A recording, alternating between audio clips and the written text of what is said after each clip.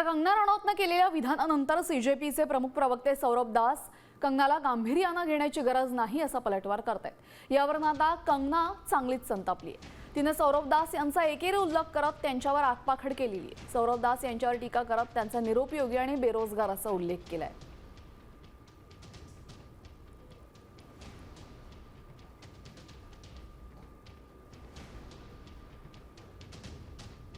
सौरभ दास 28 वर्षांचा आहे, हा स्वतःला विद्यार्थी कसं म्हणतोय समजत नाही।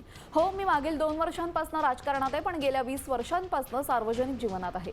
त्याच्या वयापर्यंत येईपर्यंत मी राष्ट्रीय पुरस्कार जिंकले होते, तेही 2।